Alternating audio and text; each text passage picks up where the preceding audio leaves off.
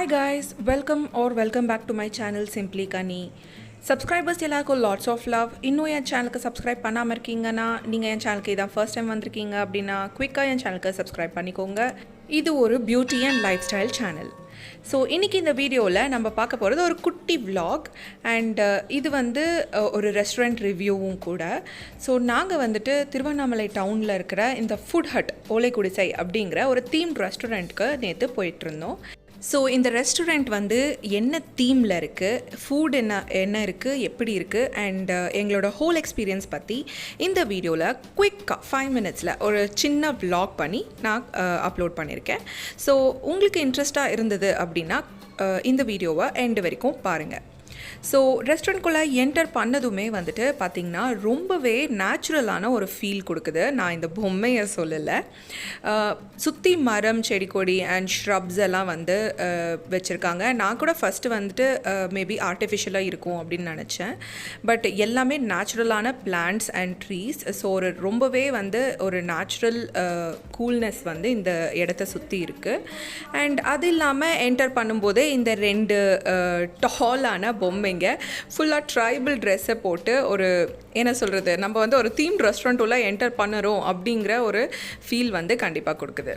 So enter பண்ணும்போது ஃபுல்லாகவே வந்துட்டு பெபிள்ஸ் அண்ட் ராக்ஸ் எல்லாம் போட்டு வச்சுருந்தாங்க வழியில். அண்ட் அதுவுமே வந்து ஒரு ரா ஆன ஒரு தீம் தான் இருக்குது அப்படின்றது வந்து நம்மளுக்கு தெரியுது.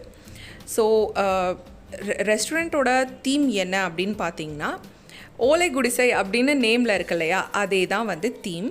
ஸோ இந்த ரெஸ்டாரண்ட்டோட ஹோல் ஸ்பேஸே வந்து பார்த்திங்கன்னா ஒரு மினிமம் ஒரு 6 to 7 ஹட்ஸ், அதாவது ஓலை குடிசைகளாக வந்துட்டு பிரித்து வச்சுருக்காங்க.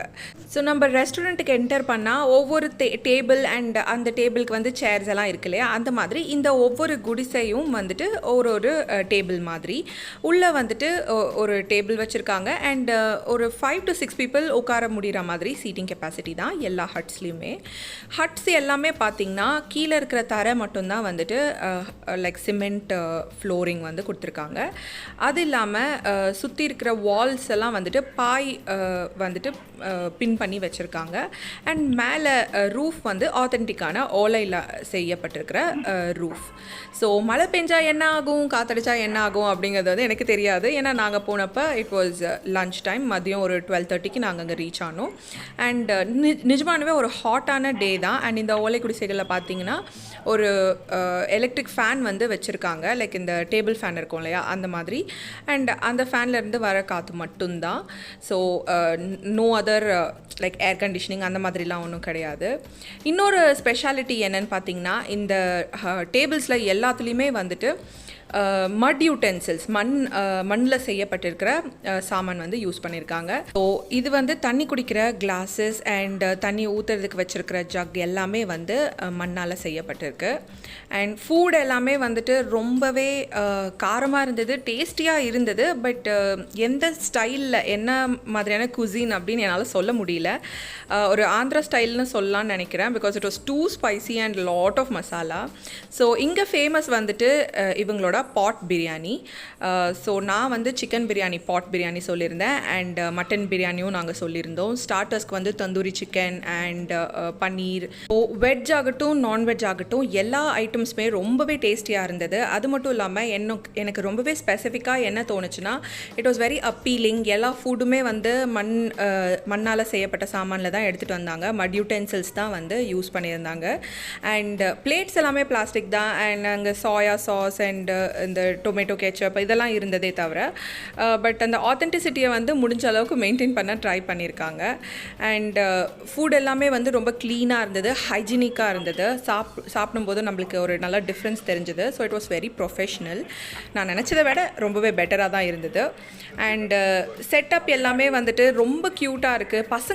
பசங்களுக்கு எஸ்பெஷலாக ரொம்பவே என்ஜாயபுளாக இருக்கும். ஸோ அவங்க சுற்றி பார்க்குறதுக்கும் அங்கே வந்து மண்ணால் செய்யப்பட்டிருக்கிற பொம்மைகள் ராதை அண்ட் கிருஷ்ணர் அந்த மாதிரிலாம் வந்து வச்சுருந்தாங்க அங்கங்கே. ஸோ அது வந்து குழந்தைங்களுக்கு பார்க்குறதுக்கு ரொம்பவே வந்து என்ஜாயபுளாக இருந்தது ஃபார் ஷோர். ஏன்னா என் பொண்ணு ரொம்பவே நான் என்ஜாய் பண்ணான். ஸோ இதுதான் வந்து இந்த ரெஸ்டாரண்ட்டோட கம்ப்ளீட் ரிவ்யூ. கம்ப்ளீட்டுன்னு சொல்ல முடியாது, எனக்கு என்னோட எக்ஸ்பீரியன்ஸ் வச்சு நான் சொல்கிறேன். And most of the items எல்லாமே வந்துட்டு இல்லைன்னு தான் சொன்னாங்க. கொஞ்சம் தான் இருந்தது. பட் இருந்த வரைக்கும் எல்லாமே நல்லா தான் இருந்தது. ஸோ நீங்கள் திருவண்ணாமலை பக்கம் வந்தீங்கன்னா கண்டிப்பாக இந்த ரெஸ்டாரண்ட்டை ட்ரை பண்ணி பார்க்கலாம். For the food and for the theme ரெண்டுத்துக்குமே.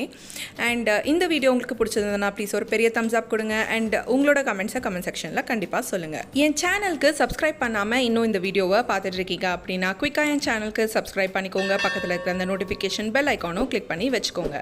அடுத்த வாட்டி இன்னொரு அமேசிங்கான இன்ட்ரெஸ்டிங்கான வீடியோட உங்களை சந்திக்கிற வரைக்கும் பாய் அண்ட் டேக் கேர்.